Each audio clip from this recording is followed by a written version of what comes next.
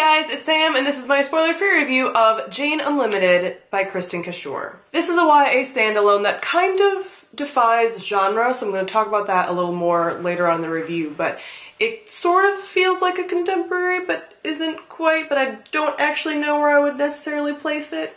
This follows the main character of Jane, and she feels like she doesn't have really a path anymore and feels like she's kind of just like floating aimlessly because recently her aunt who raised her has passed away and she doesn't really know what to do with her life. She's dropped out of college. She doesn't really feel like she has any direction, but one of her childhood sort of high schoolish friends slash more so an acquaintance invites her one day to her island mansion where her family is having a gala. And Jane remembers that before her aunt passed away, she said, if you ever get invited to this particular island mansion place, you must go.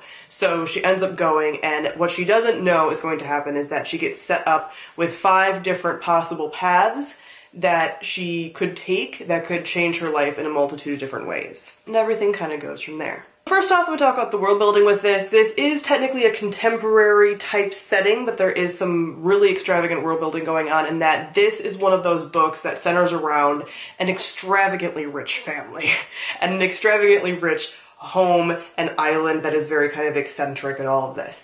This kind of world building within contemporary stories is something that I love and adore. I've realized between enjoying a lot of the elements of this and also liking We Were Liars and then a couple other like TV and stuff, that I really like books with extravagantly rich people problems. Like, I'm talking ridiculous, like out of this world rich, where it's like, this is a fantasy story to me. Like, not normal rich, where I'm like, you live down the street and this is ridiculous. Like, completely can't wrap your mind around kind of craziness. So this has a lot of like very unique art, and the house is very odd and made out of a bunch of different like parts, and they have a ton of different rooms that are just like ridiculous, and it's just one of those like very extravagant locations, and I really enjoy that element of it. It's just a really fun time.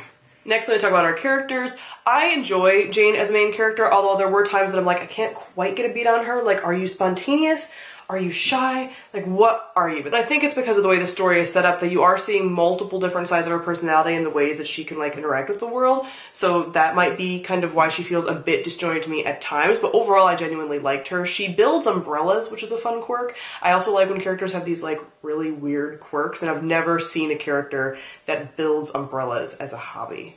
Brand new thing for me. There also are a plethora of different side characters, which again, big casts of ridiculously rich people is just fun. Jane isn't completely like normal socioeconomic level. Some of the people that are involved are like crazy, crazy rich, and some of them are like some of the servants or people of the staff.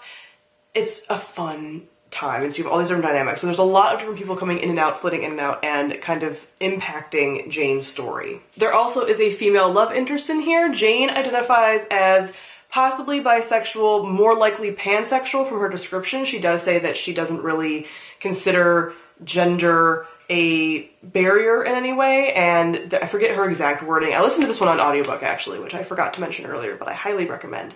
And she says something along the lines of like, it's who you fall in love with, it's like their soul, it's not their gender or whatever. So I feel as though it's a more pansexual leaning, but pansexual, bisexual, she doesn't label herself, but that is kind of the classification I feel like she would fall into.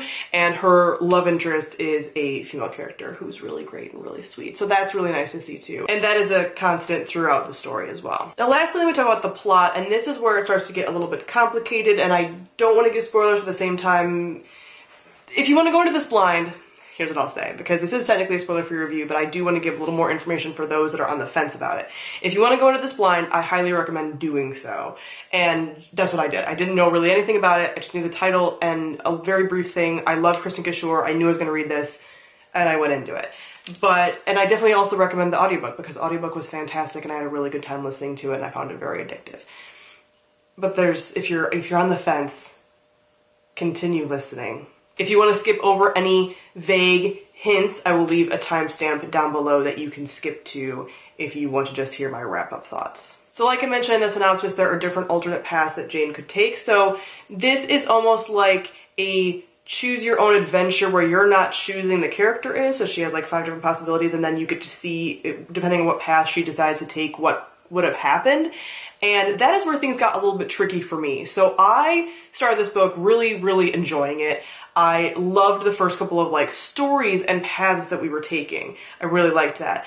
It was very much more like a contemporary, still kind of out there at times, but very contemporary. Again, felt like, comparing it to We Were Liars, but it's not like We Were Liars at all, besides it just being like, again, these rich people problems type thing. Like these kinds of stories. That was a fun time for me. I really liked that. I just really enjoy those kinds of stories. The last 3 stories get more extreme and are no longer contemporary stories. Okay, that's all I'm going to say about that. But they're no longer contemporary completely. Some of them are set in this world. Yeah. So because of this, I feel like the story kind of gets a little bit disjointed, and it almost starts to feel like how I would review a short story collection where it's all bound within the same thing, but they're different stories. This takes off, like all these stories start out the same, and then there's a part a little bit into the book where like all of them start to diverge, and obviously like one story will wrap up and then you'll go back to the point where she could choose a different path, and then the next path gets chosen, blah blah blah, and you get to see the outcome of that.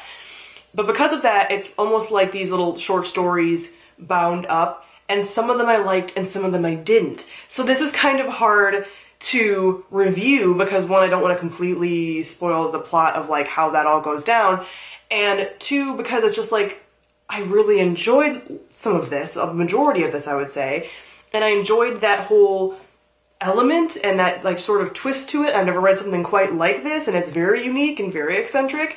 But at the same time, like, I didn't necessarily love when it started to diverge and get, like, super weird, even though you'd think for me, like, I love fantasy and sci-fi, I should be, like, eating that up.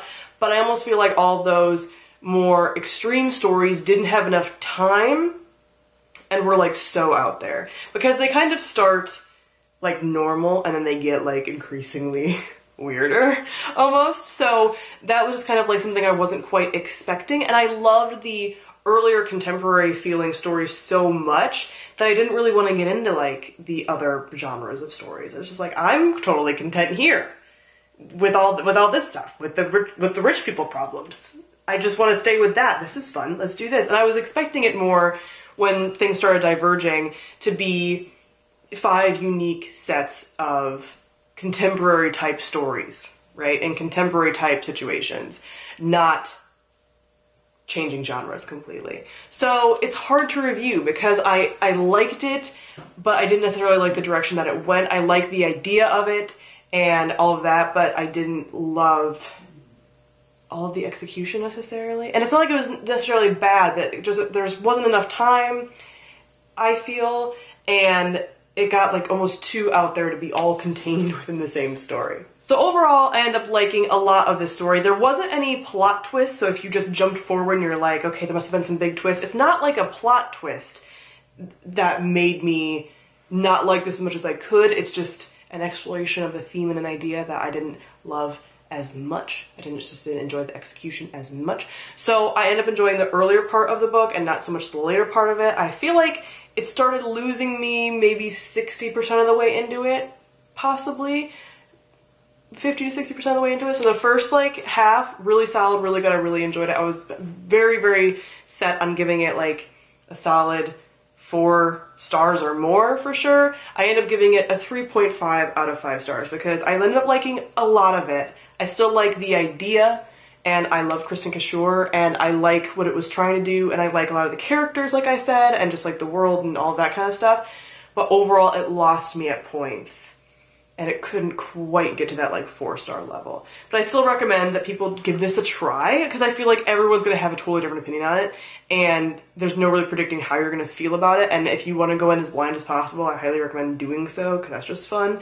But if you need a little more coaxing, definitely go check out what I was just saying before. But overall, 3.5 out of 5 stars. Interesting, eccentric, cool idea, liked a lot of parts of it, disappointed by other parts of it. So comment down below, let me know what you thought of Jane Unlimited. Thank you all for watching, I'll see all you guys soon. Bye!